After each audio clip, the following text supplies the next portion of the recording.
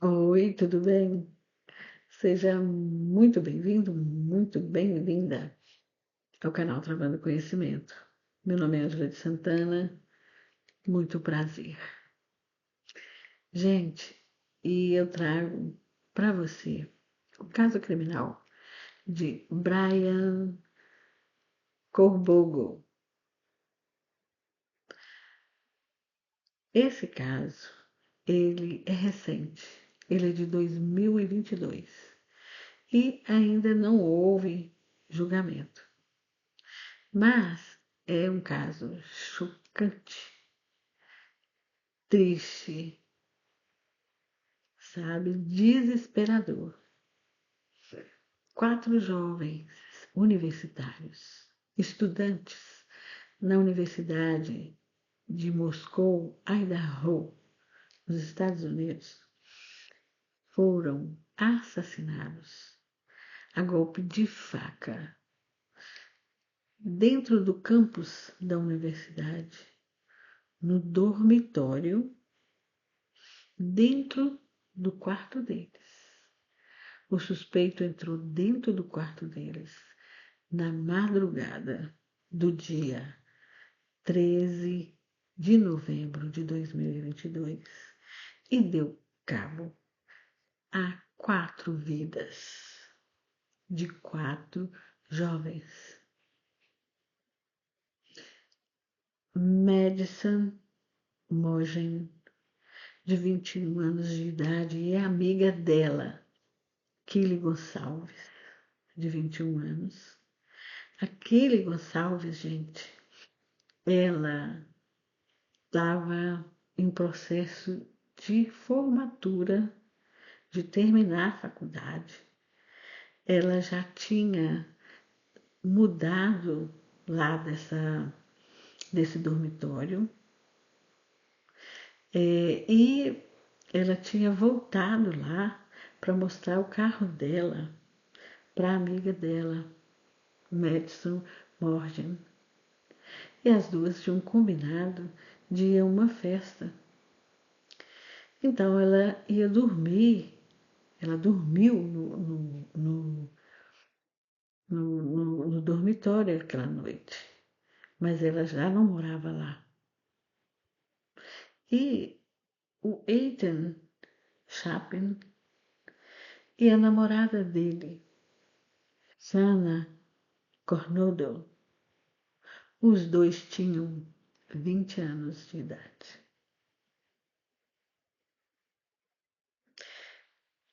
O Ethan e a Cornodle, eles estavam dormindo, porque esse ataque foi feito à linha do tempo, dentro do que os jovens fizeram naquela noite. Por exemplo, aquele Gonçalves e a Madison Morgan, a 1h45 da manhã tem um vídeo mostrando que elas estavam no trailer de sanduíche. Elas compraram sanduíche, conversaram com amigos ali, e quando a câmera registrou 1h45, elas estavam saindo de lá com os sanduíches na mão. Então, provavelmente, a polícia constatou que às 2 horas da madrugada, todos os estudantes estavam dentro dos seus quartos, estavam na casa. A, a, a Shanna Cornoldo, ela pediu comida online e a comida chegou por volta de 4 da manhã. Às 4h12, ela, a Shanna Cornoldo, ainda estava acordada, porque tinha um registro, ela estava no TikTok, às 4h12.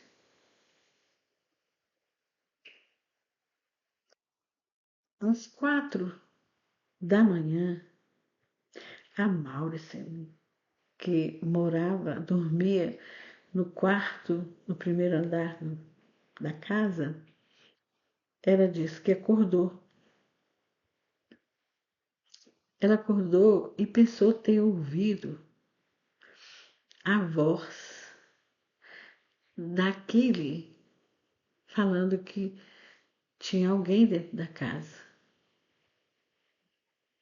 Ela abriu a porta, olhou e não viu nada. Fechou a porta e voltou para a cama. Ela disse que ouviu o que parecia que ela ter pensado que fosse aquele brincando com o cachorro dela. E ela disse que depois ela ouviu o que parecia ser uma voz masculina, sabe, falando que estava tudo bem e que ele estava indo, sabe, para ajudar. Não era a voz dos meninos, do Ethan. Era uma voz masculina, desconhecida. E que ela escutou também o que parecia ser a, a Cornoldo chorando. Então que ela foi até a porta pela segunda vez e abriu a porta, olhou para prestar atenção, mas não continuou. Ela voltou e quando ela foi pela terceira vez na porta, ela deu de cara com a figura, sabe, toda vestida de preto, o que era um homem alto, sabe, atlético, e que ele estava usando máscara no rosto, sabe, ele cobriu, estava com o nariz e a boca coberta. Mas que o que chamou a atenção dela foi a sobrancelha espessa dele. Então, ele veio em direção dela, sabe? Mas ele passou direto e foi em direção da porta de saída da casa. E ela disse que ela congelou totalmente. Então, ela entrou e trancou a porta do quarto. A polícia só foi chamada no meio-dia, sendo que eles colocaram a linha do tempo de 4 da manhã a 4h25 que aconteceu isso. Tudo. Todos esses crimes. Então, não se sabe, não se foi divulgado, porque eles não divulgaram tudo a respeito desse crime, não foi divulgado. Então, eles, ela, então quando a polícia chegou até a cena do crime, eles encontraram no segundo piso estava o Ethan Chapin sem vida e a Shanna Cornudo sem vida e com feridas de golpes de faca. No terceiro piso estavam as duas amigas, a Madison Mogen e a Kelly Gonçalves. Elas estavam sem vidas e com feridas de golpes de faca. E ao lado, perto do corpo da Madison, eles encontraram uma bainha de couro, sabe, de faca, uma bainha de faca. E nessa bainha tinha evidências de DNA. Tinham amostras lá de DNA que teria sido do suspeito. Isso eles encontraram na casa. Era o que eles tinham. Então eles passaram para as câmeras. E a casa, gente, essa casa não tinha câmera dentro, tinha uma câmera fora que funcionava muito mal. Ela gravou um áudio de que foi às 4h17 que o áudio foi gravado, do que parecia ser gemidos, sabe? E logo após, um baque, sabe? Um baque muito forte. E esse som estava se misturando com o som do cachorro que não parava de latir. E a polícia foi para as câmaras da rua, das ruas próximas que dá acesso à casa. Foram para as ruas e pegaram as câmeras para ver os vídeos. E eles notaram um carro branco, sabe, que passou várias vezes ali naquele lugar, nas mediações da casa, antes dos assassinatos. Estavam registrados nessas câmaras que de junho até o dia do assassinato, mais de 12 vezes, sabe, esse carro passou nas mediações da casa.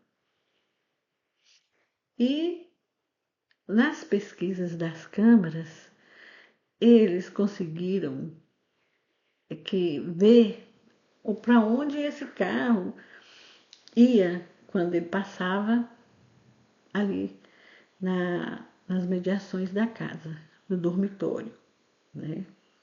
Porque o dormitório era uma casa de 3 pavimentos.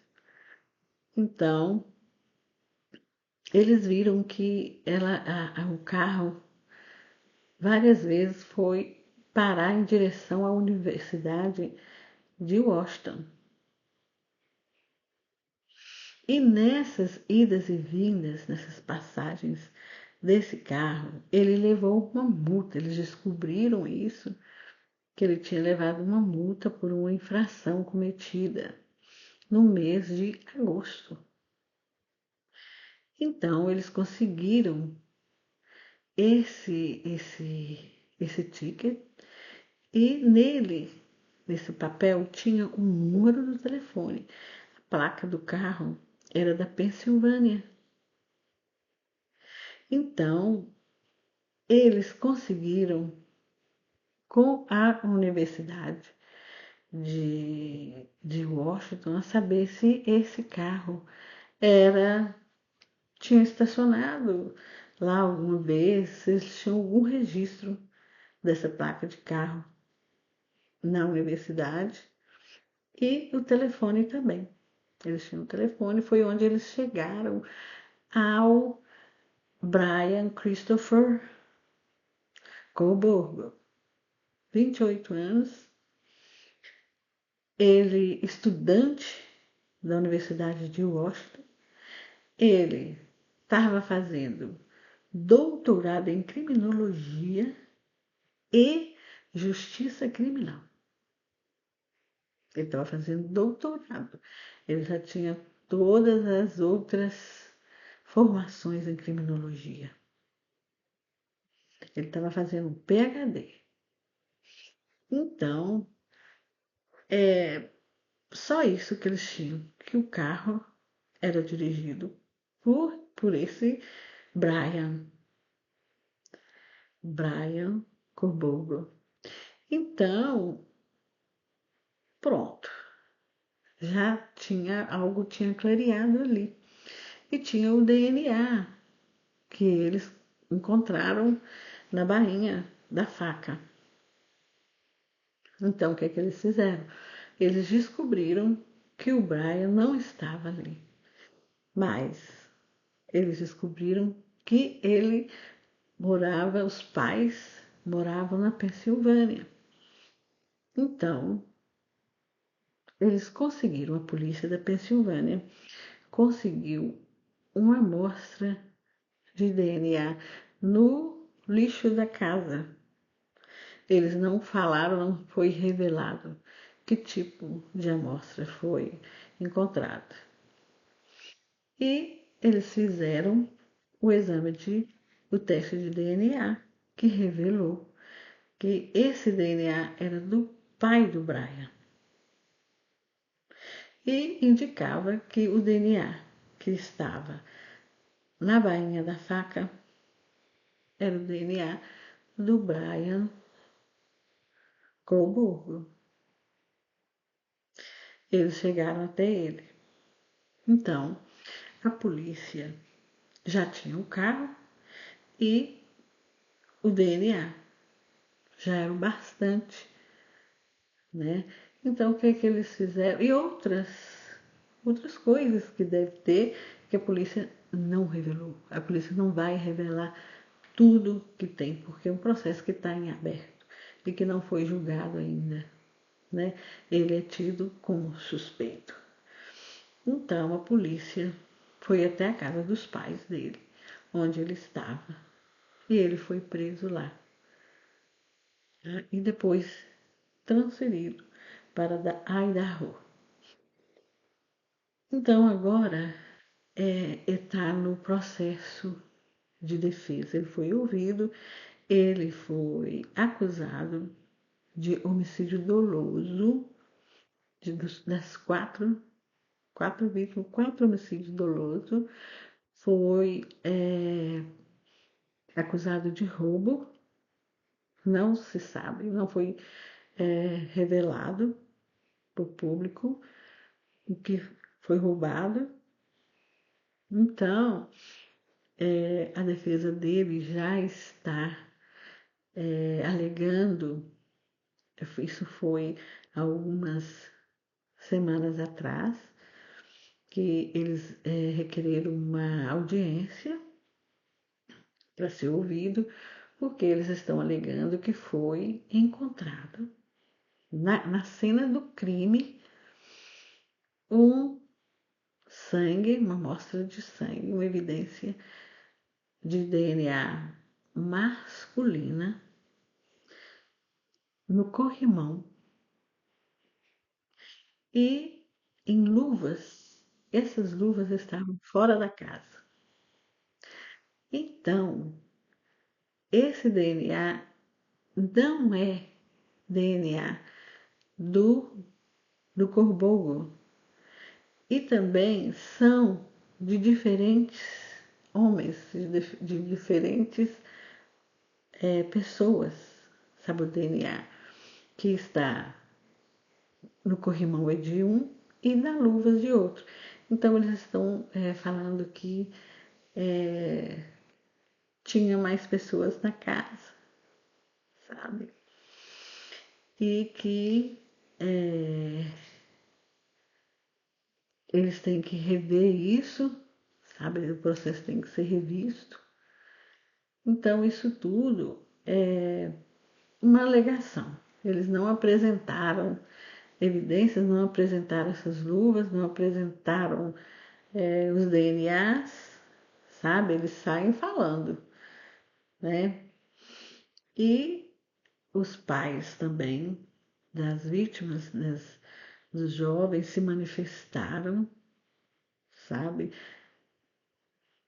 Porque em 2023, o dormitório, a casa onde ocorreram os assassinatos, foi demolida.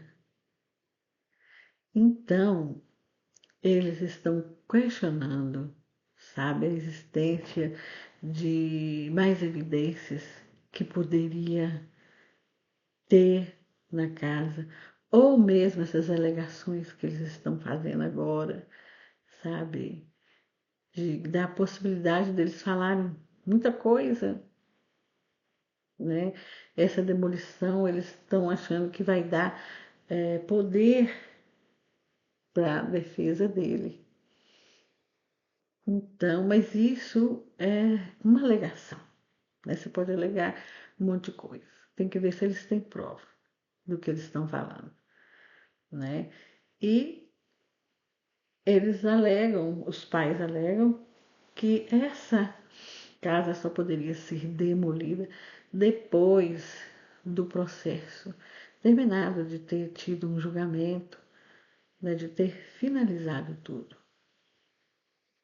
Então, depois da audiência, né, que tem uma audiência marcada para ele, né, eles vão ser ouvidos, o juiz deve marcar um julgamento, né, com o júri e ter um desfecho. Talvez, para o final do ano, né? Não se sabe ainda. Mas quando tiver mais alguma novidade a respeito desse caso, né? Desse assassinato brutal, triste, né? Porque os pais, eles, quando têm os seus filhos, pensam, primeira coisa que os pais pensam, no futuro dos filhos, né, no bem-estar, na segurança. E para todos os pais, o futuro está onde? Na escola, né? Terminou aí o ensino médio, vamos para a universidade para você ter sua profissão. Conseguiu ser aprovado na universidade? Meio caminho andado. A gente se sente quase assim vitorioso, né? Consegui. E se conseguir ser aprovado e ainda conseguir o dormitório, é melhor, é uma tranquilidade, né? Porque aí você sabe que o jovem não vai ter aquele estresse de trânsito, de dirigir, de pegar ônibus, de chegar atrasado, de perder classes, né, de aula. Eles estando morando no dormitório, eles acordam, tomam café calmamente, não perde classe, né? E o pai, sabe, uma mãe tem uma notícia dessa, sabe? Imagina se acordar com uma notícia, com um pesadelo desse, né? Esse cara, ele não destruiu só a vida das crianças, não, dos jovens, não.